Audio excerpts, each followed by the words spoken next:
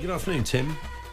Afternoon, gentlemen. How you doing? Good, thanks, Tim. We start with a really sad story we've been hearing about overnight here. Juan Izquierdo of Nacional, Uruguayan team, collapsed on the pitch last Thursday and sadly died yesterday. Yes, and remember we had a spate of these on-field deaths around 20 years ago. Remember Mark Vivian Foe, and we had one in Brazil as well, Serginho. And in the same stadium actually where this one happened, and as a consequence, the medical attention improved massively. And in the case of this player, Izquierdo, who he hadn't been on he only came on at half time in this Libertadores game away to Sao Paulo, came on because the former Premier League centre back Sebastian Coates felt a twinge and came off at half time. And when he collapsed, the medical attention was really quick. Got him there, and I remember doing Brazilian TV the next day, and we were there was an air of congratulation. Look how quick the medical attention was. It's going to save him, but unfortunately, it hasn't. And he suffered this heart problem, and we're told that on the way to the hospital was right next to the ground. He suffered a heart attack, and it damaged his brain. And on Tuesday, and this is really tragic. He's 27. He's just had his second child. He's got a 2.5-year-old daughter, and a son of just a few days old. And a heart condition in him was detected a decade ago when he was coming up the youth ranks with a small club in Uruguay called Cerro. But it's heartbreaking and it's mystifying, isn't it? Why young men in their prime? And it's been happening. The first one I remember is David Longhurst of York City back in 1990. And then suddenly we had a spate of them at the start of the century. And it continues to mystify me why this is happening to the extent that it is. I saw Luis Suarez saying how sad it was. I've been quite a lot of ex-players or current players sort of tweeting and talking about it, Tim. Yeah, on football in Uruguay currently suspended. First and second divisions didn't happen at the weekend. That's when he was fighting for life. I don't know what will happen now. Obviously, normality has to return at some point. Whether there's been medical negligence, given the fact that a heart condition was detected a decade ago, that's something which will obviously have to be investigated.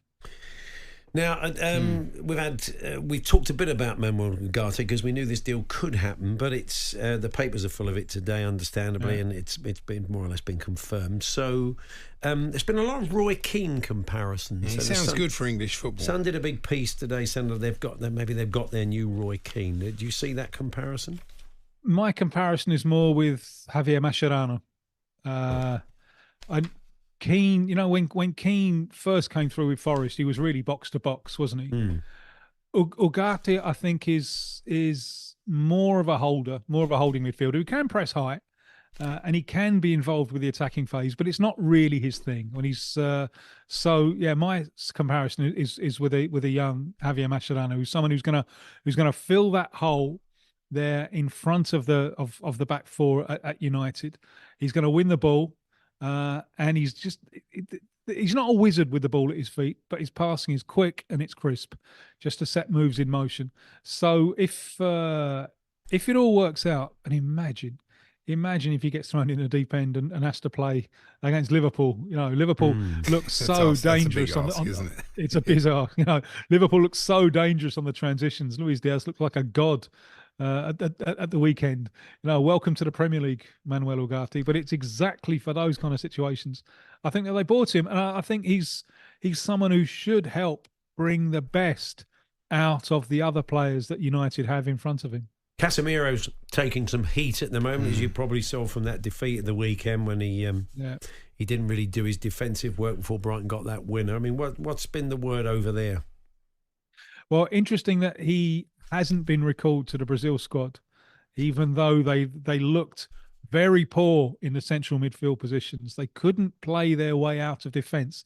So you're wondering if he was gonna come back, perhaps to sort that out. So he is still out in the cold. The good news, I think, for André, who has been recalled, the Fluminense midfielder. Now, we understood he was a plan B for United if they couldn't land Ugarte. He was also in the frame for Fulham. Fulham pulled out late last week. There's not a long left in the window now, and I don't like to think about Andre being left high and dry. Although he'd probably be quite happy to stay, but his club's finances wouldn't. Maybe Nottingham Forest here, because Forest, they've lost Danilo to that serious injury on the opening day of the season. There could well be late interest from Forest to bolster their midfield options with Andrea Fluminense. We had a question come in about from an Evertonian, I guess. John Textor has been talked an awful lot about this takeover at Everton, and one of our listeners says, "What has he done at Botafogo?" He wondered about the experience there and how he's viewed, because that's one of the clubs he's involved with. He's done very good things and very bad things. Dan on the Wirral. Sorry, Dan. Yeah. He has been involved in a campaign where, because his Botafogo they had a massive lead. They did a Devon Lock last year. They had a massive lead in the championship, and they collapsed and got overhauled by Palmeiras. And he keeps arguing that there was an official scheme to benefit Palmeiras, but he hasn't come up with any hard evidence, and it doesn't really seem to fit the facts. And he's coming across as a little bit of a buffoon, and there could be consequences. So this is him in the spotlight, and I'm told by people who've spent time with him that it is the profile of the American billionaire, in which he loves you as long as you agree with everything that he says. However, there is another side, and Botafogo under his stewardship, and it's not just him, I think he's the front man. They have done extremely well, and this was a club that was in the second division. They, as I said, that they didn't come far off winning the championship last year. They're second this year, and they're in the last 8 of South America's Champions League, and it's been based on hard work with scouting. They are finding players, or they have found players where the other clubs haven't. It's been a kind of Brighton model with some excellent scouting, and they've got good people in the right positions to take those decisions. So maybe for Everton, Lyon would be a more interesting comparison. And Lyon are in administrative problems, I think, with financial fair play. But what we've seen at Botafogo has been light and shade, both good and bad. Is that your local team? I can't remember. I know you've got one team near you. They all grew up near me, all of them. So they're of the 4 Rio teams, they're one of the big 4, and they were by far the smallest of the big 4. But under Textor, then that's not true anymore. All these years of talking to you, do you support one, Tim? I know you're a Tottenham fan, but you don't. There's no one you favour. Can't do it, mate. It's a different thing, when the ball goes in, you got to feel something. That's haven't true. You? Yeah. And I don't. It's it's something I do for work. Yeah. I can't forge an emotional bond with any of the teams. Can't do it. Let's talk about Alberto, who Southampton hope to sign for Corinthians. Striker, 23. Yeah, 5 minutes off the bench for Brazil in a friendly last year. He's a quick centre forward who is good at operating behind the line. He can play wide, although he doesn't really like that too much. He doesn't want to put too much of a defensive shift in. He wants to play on the shoulder of the last defender. He's already had a little do in Europe with Zenit, and he started very well there, and then the war got in the way, and he moved back. Now, as I understand it, he wants the move. He's up for the move. And Corinthians is a madhouse at the moment, so you can understand why anyone will want to get out. Corinthians are negotiating. They would like this to be a loan move with an option to buy, but Corinthians' financial position isn't strong. So Southampton are holding the cards in this. So I would have thought this is more than likely to go through. Okay. Gustavo Nunes, Brentford. I think he's gone in an 18-year-old winger. He's cost 10 million from Gremio. Yeah, and he's been getting a game for Gremio off the bench as an impact sub, as a right-footed winger who plays wide left. Brentford are gonna have to work him. There's potential there. He's a kind of jittery winger, difficult to face in one against one situations, but you know which way he's going to go. He's very, very right-footed. Right. You can get away with that in Brazil because the defensive lines lie deeper and there's more space on the field. In England, where the football is more condensed, they're going to have to work on his left foot and give him the option of going outside as well, put doubt in the mind of the defender. So he comes across very raw, promising, but he needs some work. Pedro, who is plays for Flamengo, apparently Forest have made a bid for him. Another striker. What do we know of him? Yeah, that bid's been rejected. It was something like 20 million euros, and Flamengo value him much, much higher. He is their out-and-out goal scorer. Went to the World Cup, although I think it ended up being a waste of space taking him. But he's a player who fascinates me because he's a tall penalty area centre forward, and technically he is absolutely fantastic. Finishes right foot, left foot, in the air.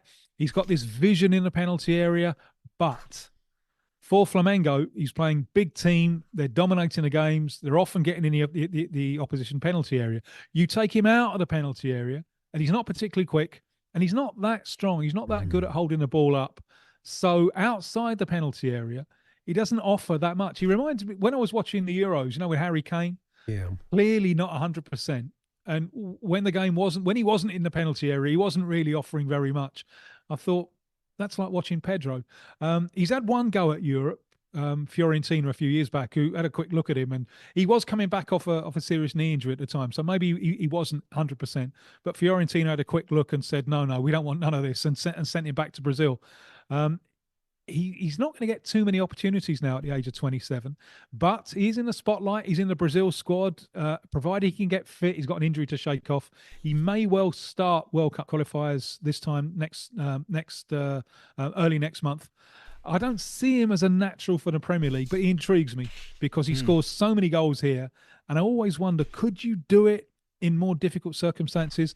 I have my doubts, but he is technically brilliant. Interesting. And this deal that's been going on for Andre as well for ages and ages, nothing's really happened. What's the latest on that? Yeah, well, it was United's plan B. It was going to be Fulham. Now, as I said, it could. Wolves are supposed to be interested, but you wonder, do they really need him? Nottingham Forest probably do. Now that they lost Danilo. Yeah.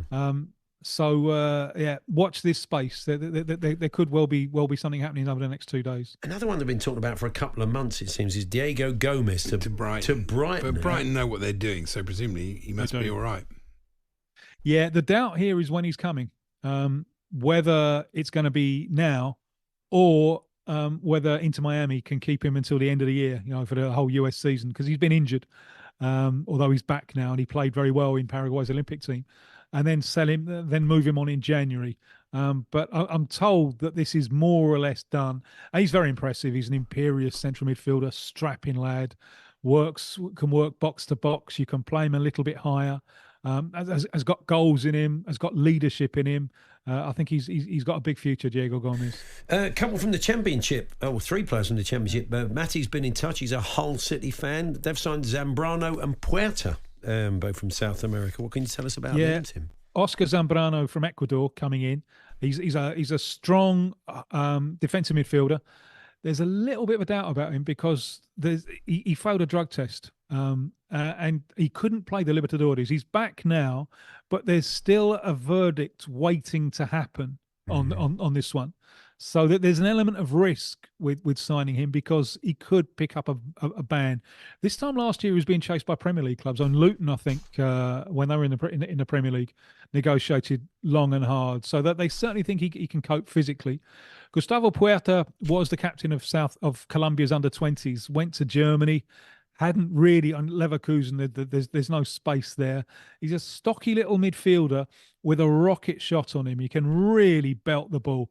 Whether physically he can impose himself, that I think is going to be a challenge. And what he needs is continuity. He needs to get a regular game. So hopefully, after losing a little bit of momentum in Germany, Hull he can pick up some momentum at Hull. Final one from Martin, the Borough fan. He wants to know about Neto Borges, who they signed yesterday, a left-back, 27.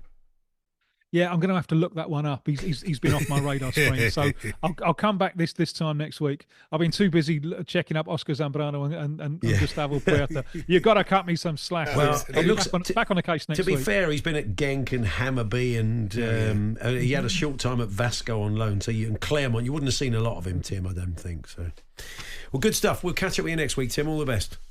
Look forward to it. Cheers. Paul Hawksby and Andy Jacobs, Monday to Friday afternoons 1 till 4 on AM, on DAB, via the talkSPORT app and on your smart speaker.